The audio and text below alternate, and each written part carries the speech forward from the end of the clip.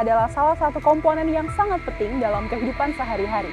Tapi, apakah kita yakin bahwa air yang kita gunakan sehari-hari aman atau justru tanpa kita sadar kita telah mengonsumsi mikroplastik?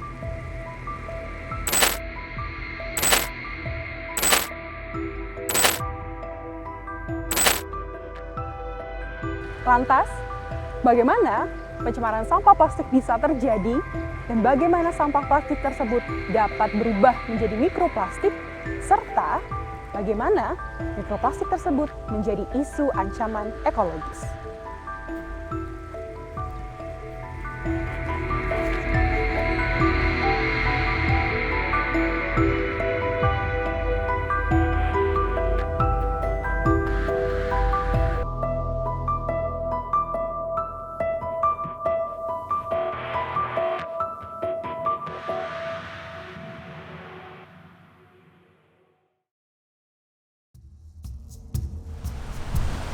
Terjadinya pencemaran sampah plastik salah satunya dapat disebabkan karena terlepasnya sampah plastik akibat pembuangan yang tidak sesuai. Berikut contoh yang bisa kita temukan. Mikroplastik dapat terbentuk dari hasil degradasi partikel sampah plastik berukuran besar hingga menjadi berukuran kecil, mikro, bahkan nano. Hal tersebut dapat terjadi karena ada proses degradasi kompleks di lingkungan yang terjadi karena berbagai faktor. Faktor utama adalah photodegradation, yaitu degradasi yang terjadi karena akibat paparan sinar ultraviolet. Degradasi lain akibat dari hidrolis, degradasi fisik akibat adanya gesekan, dan berbagai faktor lainnya. Setelah partikel plastik sebesar ini menjadi partikel yang lebih kecil atau mikroplastik, distribusinya akan menjadi semakin luas. Mikroplastik ditemukan di hampir seluruh perairan Indonesia, bahkan perairan dunia, dari air tawar hingga laut lepas. Distribusi tersebut tidak hanya di perairan, bahkan bisa masuk ke rantai makanan, biota, atau bahkan ke konsumsi pangan manusia.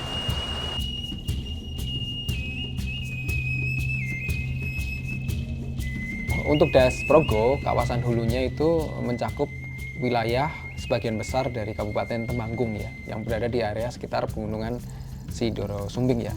Kemudian untuk wilayah tengahnya itu mencakup wilayah Kabupaten Magelang ya, itu masuk ke Provinsi Jawa Tengah dan juga Kabupaten Sleman ya. Kemudian untuk wilayah hilirnya itu sebagian besar mencakup wilayah Kabupaten Kulon Progo dan Bantul ya gitu. Untuk debit rata-ratanya antara hulu, tengah, dan hilir itu jelas bervariasi ya, tapi secara umum untuk yang di hilir itu mencapai angka sekitar 90.000 liter per detik, dan itu cukup besar ya, sehingga karena potensi debitnya yang cukup tinggi, Das Progo ini menjadi penyedia air ya untuk pertanian ya, baik itu di kawasan tengah dan juga kawasan hilir ya. Dengan kekuatan debit sebesar itu, beberapa jenis material ya seperti partikel tanah, pasir itu bisa terangkut ya dari hulu sampai dengan hilir ya.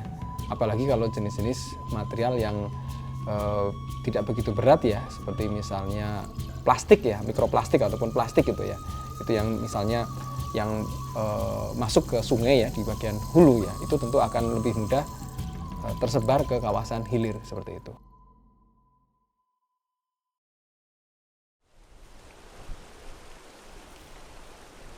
Tidak perlu sampai ke laut untuk menemukan mikroplastik. Penelitian yang kami lakukan bersama dengan tim telah menunjukkan bahwa Sungai Progo telah tercemar mikroplastik dari hulu hingga ke hilir.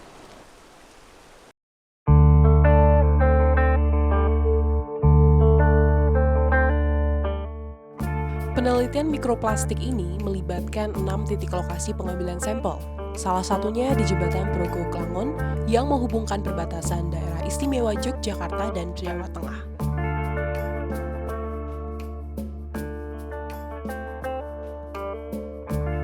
Untuk memastikan kelancaran dan keamanan proses, pengambilan sampel dilakukan oleh tim yang terdiri dari 5 orang.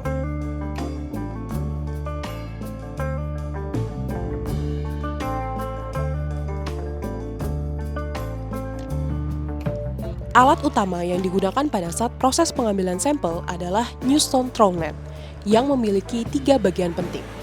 Bagian depan sebagai awal masuk sampel, Net bagian tengah dengan lubang mesh 0,3 mm untuk menangkap partikel kecil dan mengarahkannya ke bagian akhir, dan cot end dengan mesh yang berukuran sama untuk mengumpulkan partikel mikroplastik.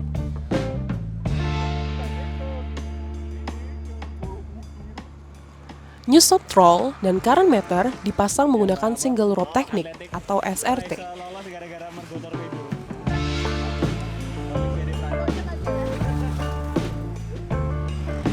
Dan diturunkan perlahan ke permukaan sungai dengan bagian depan troll net diarahkan melawan arus sungai.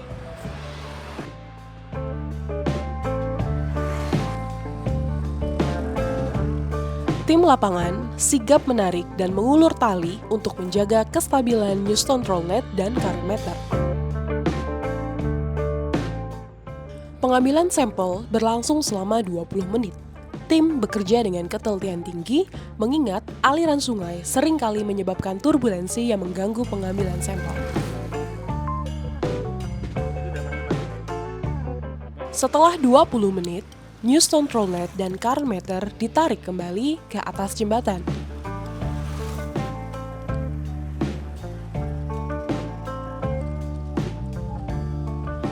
Setelah itu, dengan menggunakan sprayer, partikel mikroplastik yang mungkin terkumpul di net tengah dibersihkan agar terkumpul ke cot end.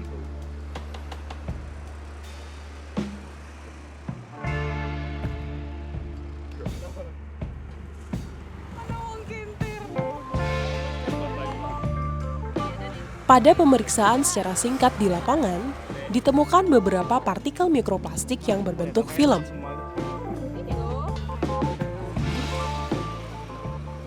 Setelah pengambilan sampel selesai, cot end kemudian dilepaskan dari troll net, kemudian diikat dan dimasukkan ke dalam larutan alkohol 70% untuk pengawetan sampel.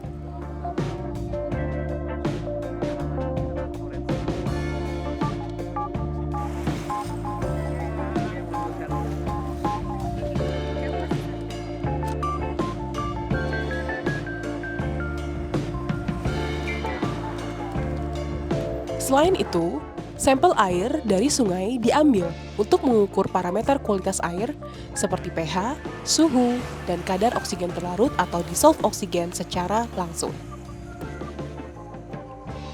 Sementara, sampel air lainnya kemudian dibawa ke laboratorium untuk analisis lebih lanjut.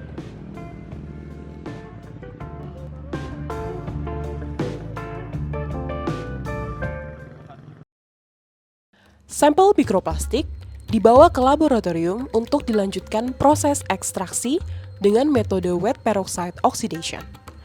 Metode ini digunakan untuk memisahkan material organik dari sampel mikroplastik. Proses selanjutnya adalah sortasi mikroplastik dengan bantuan mikroskop. Karakteristik yang diidentifikasi adalah bentuk, warna, dan ukuran. Sementara, jenis polimer akan diuji lebih lanjut dengan FTIR.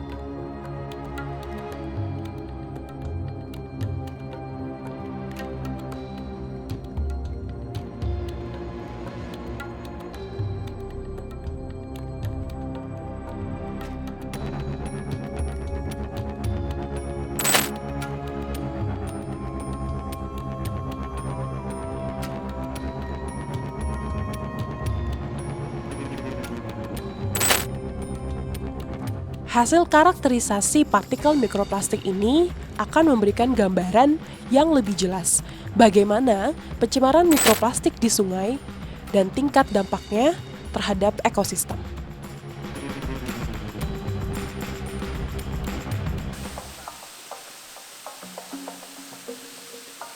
Sungai ini dari zaman dahulu hingga sekarang ini sebetulnya menjadi titik mula awalnya peradaban ya. Di mana ada sungai, biasanya disitulah berkembang pemukiman. Kalau berbicara mengenai Das Progo, di kawasan Hulu Progo saja itu kepadatan penduduk atau population density-nya itu sudah cukup tinggi ya di beberapa area seperti misalnya di Kretek, Parakan itu bahkan population density-nya bisa mencapai lebih dari 750 orang per kilometer persegi. Kalau kita berbicara tentang potensi adanya pencemaran sungai, jelas semakin tinggi population density-nya, maka potensi pencemaran itu sangat tinggi ya, yaitu berupa limbah-limbah yang berasal dari rumah tangga ya. Termasuk juga salah satunya adalah plastik ataupun mikroplastik. Kelimpahan mikroplastik yang didapatkan dari hulu, tengah, hingga hilir di Sungai Progo berfluktuasi. Tren distribusi tersebut dapat dipengaruhi oleh berbagai faktor. Yang pertama adalah faktor uneven hotspot abundance, atau sumber yang berasal dari persebaran yang tidak rata. Dari satu, sumber faktor domestik, industrial, aktivitas lainnya, serta adanya pengaruh degradasi dari komponen faktor hidrolis dan juga berbagai faktor eksternal lainnya. Pesan saya, kita harus menjaga kuantitas dan kualitas air dari Das Progo ya. Kalau berbicara soal kuantitas, kita harus memastikan ya kawasan hulu Das Progo itu tetap menjadi kawasan konservasi gitu ya. Terutama daerah-daerah yang mempunyai topografi yang tinggi itu harus bisa dipastikan mempunyai vegetasi yang cukup rapat gitu ya, sehingga fungsi dari das hulu ya sebagai daerah tangkapan air itu bisa tetap terjaga. Kemudian kalau dari sisi kualitas, nah ini perilaku manusia perlu juga dikontrol ya.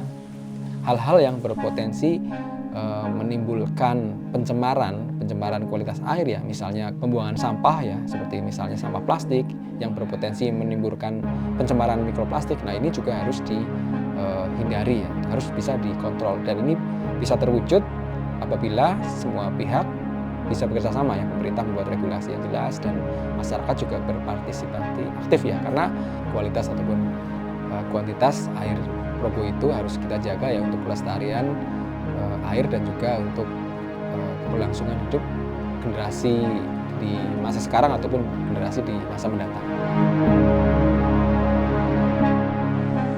Pencemaran sampah plastik sudah tidak dapat dielakkan lagi. Namun, upaya dan solusi yang paling maksimal dan optimal adalah berasal dari diri kita sendiri. Oleh karena itu, marilah kita bersama-sama bijak dalam pengelolaan sampah plastik dan termasuk menjaga sumber daya air kita. Jagalah sumber daya air, Bijaklah dalam penggunaan plastik. karena air adalah komponen utama dalam mendukung kehidupan yang berkelanjutan. Dan warisan kita untuk generasi yang akan datang.